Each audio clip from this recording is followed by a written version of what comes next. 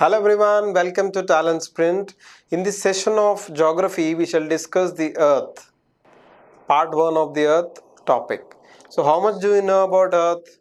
So is it the third closest planet from the Sun? Yes. So we shall discuss more about in this series of parts about the Earth where we live in.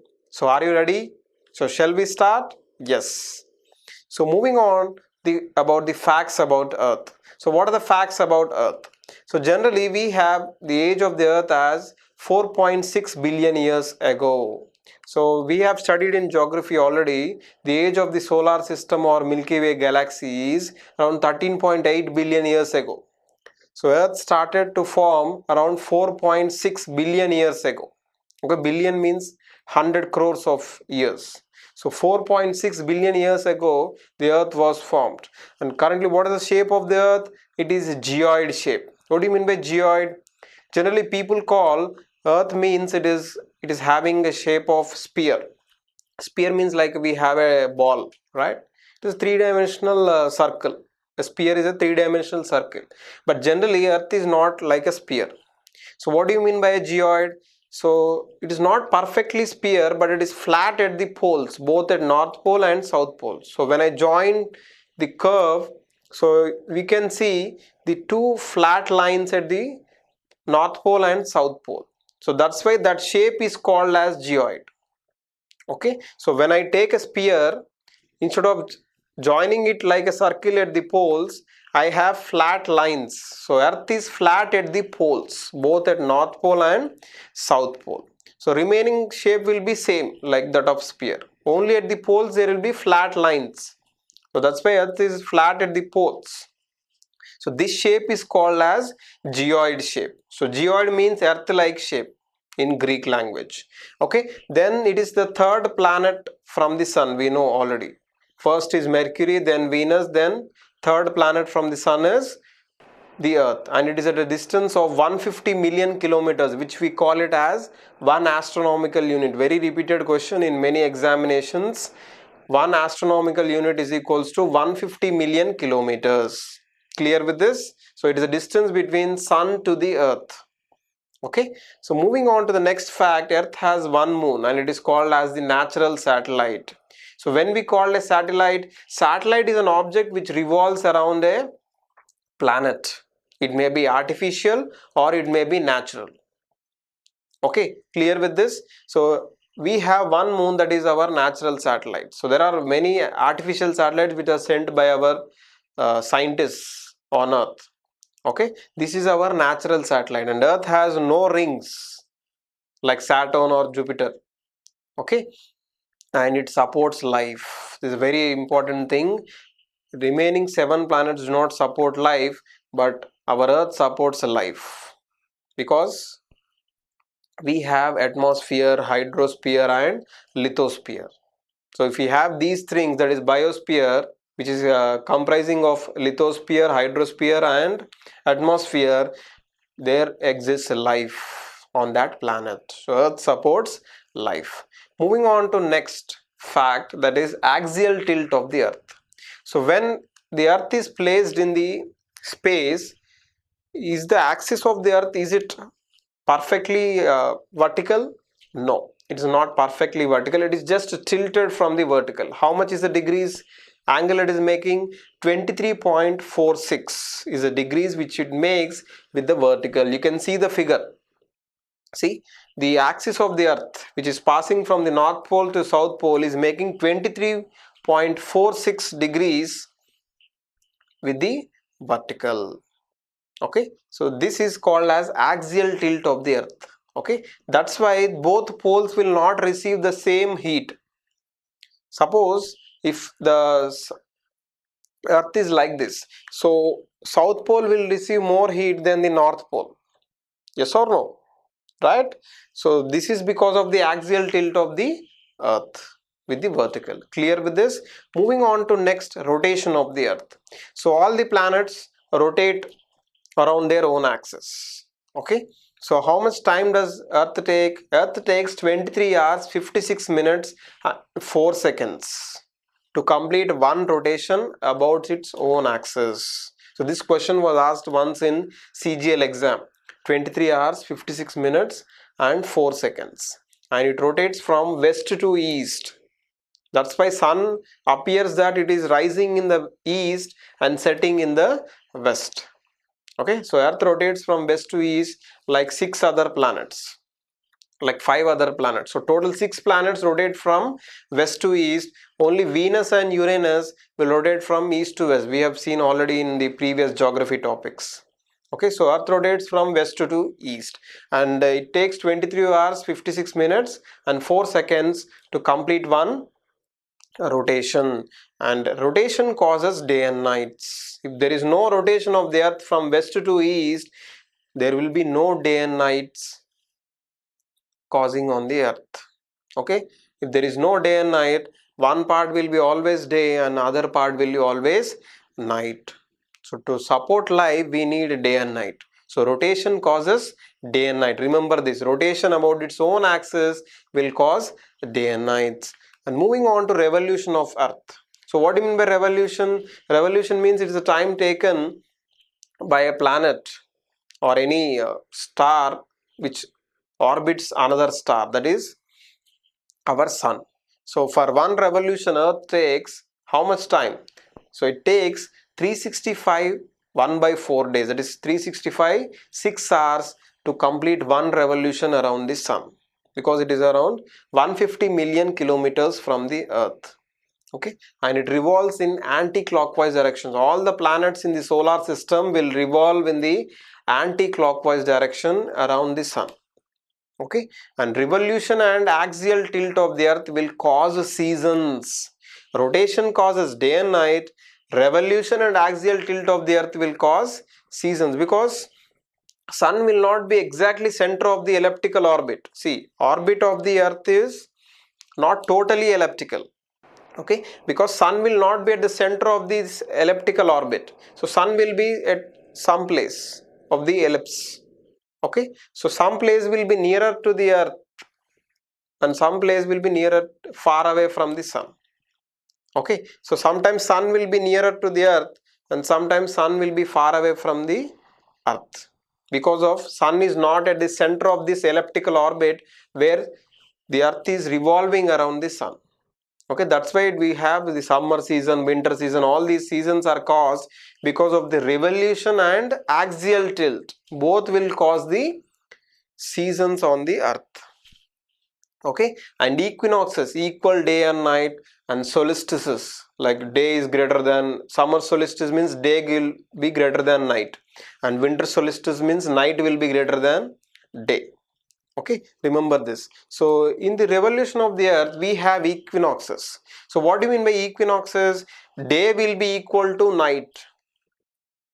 Okay, suppose if the day is 12 hours and night will be exactly 12 hours. On these 2 days in the total 365 days, what are those 2 days?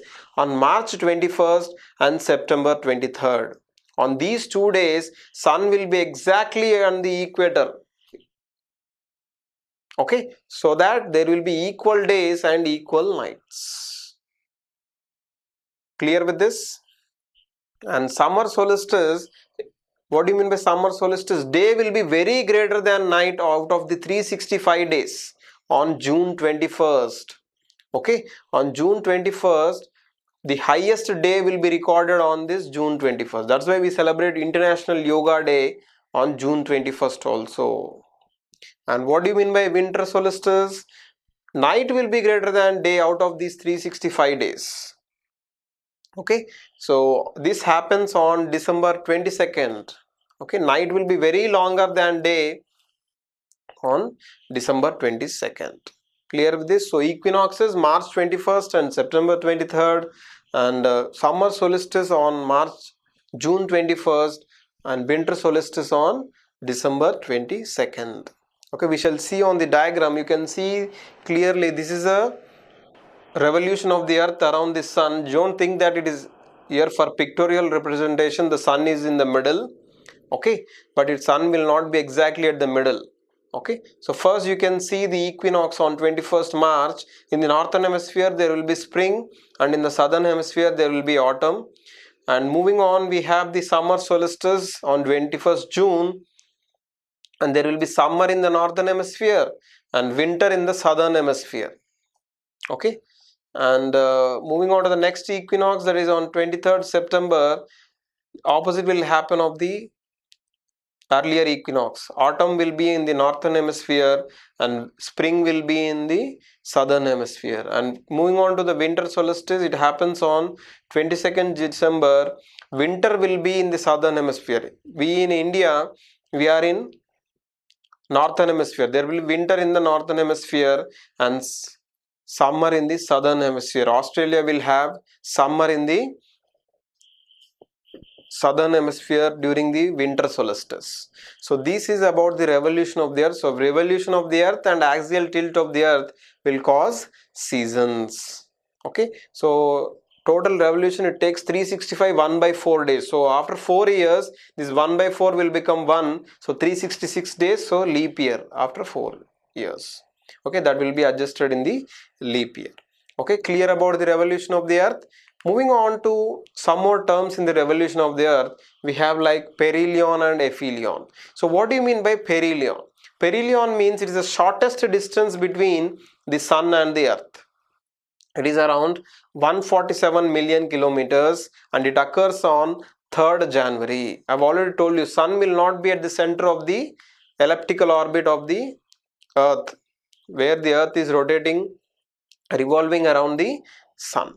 Okay, so the shortest distance when it comes nearer to the earth, the sun, this distance is called 147 million kilometers and it occurs on 3rd January. And the farthest distance is termed as aphelion between the sun and the earth, and it is around 152 million kilometers and it occurs on 4th July. We will see on the diagram. I hope you can see clearly. So perihelion occurs on January 3rd, which is the shortest distance. It takes around 147 million kilometers, and aphelion is the longest distance between the sun and earth. It takes 152 million kilometers. So taking average, we get 150 million kilometers. That is our one astronomical unit. Hope you are clear with this. Now we shall see some more terms related to earth. Suppose I want to locate a point on earth. So I need x coordinates and y coordinates. Okay, so x coordinates are our latitudes. Okay, now we are using GPS in our mobile phones. So how can it track? Because of the latitudes and longitudes, which locate a point exactly with accuracy. Okay, so latitudes are the circles which run from one direction to another direction. They are the circles surrounding the earth. Okay, so when I see from one direction, they will be appearing like these are the lines of parallels on the earth. So always the latitudes will be parallel to each other. They will not coincide. Hope you can see on the picture. Okay, so in a 2D view, these are the lines of parallels. So at 0 degree, we have the equator, that is called 0 degree latitude.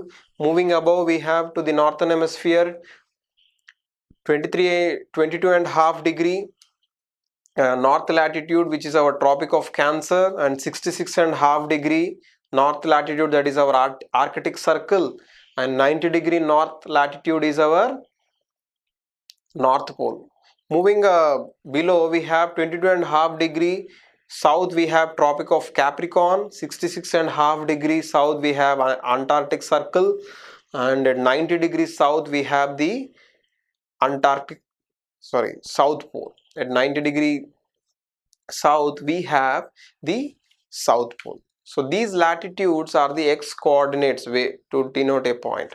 Next we have longitudes, with the y lines.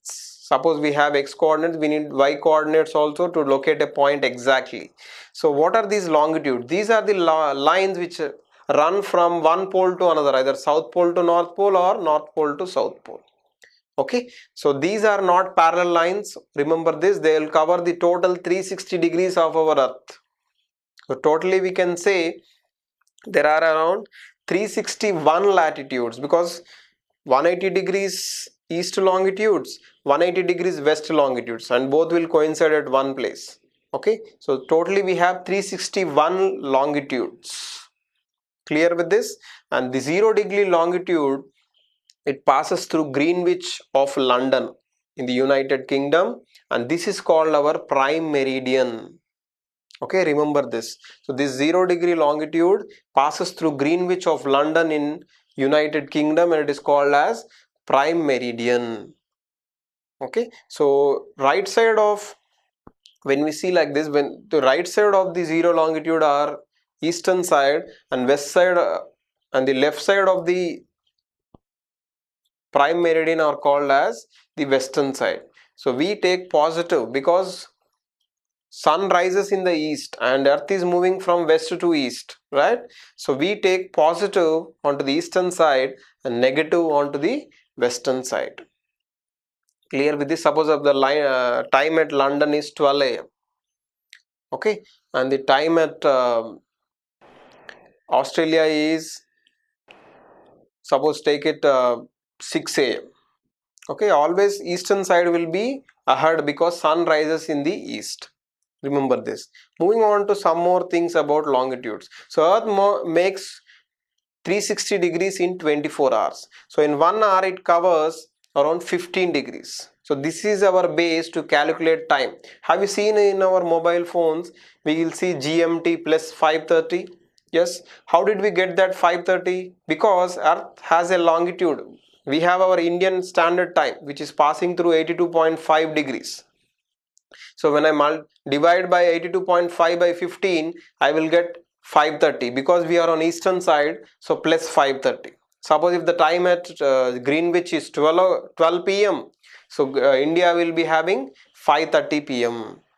and the US will be in the west because it will be in minus. So we can say when US is having breakfast, London will be having lunch and India will be having snacks. Okay, so clear with this? So suppose if there is a problem, what is the problem? If the time at Greenwich is 11 a.m. and what is the time at the place which is at 45 degrees east of the Greenwich? So 45 degrees east, east means positive, 45 by 15 is 3 hours. So when we add 11 a.m. to 3 hours, it will be 2 p.m. Okay, so there will be some problem given in geography. This is the problem. So eastern side you have to add, western side you have to subtract. Clear with this? And next is international dateline, IDL. So exactly opposite to the prime meridian, that is 0 degree longitude, we have to the other side this international dateline. So this dateline coincides with, see, suppose 0 degree longitude is there, we have, so all the 180 degree east longitudes and 180 degrees west longitudes will coincide on one line to the opposite side of the prime meridian, that is 0 degree longitude. That line is called as international dateline.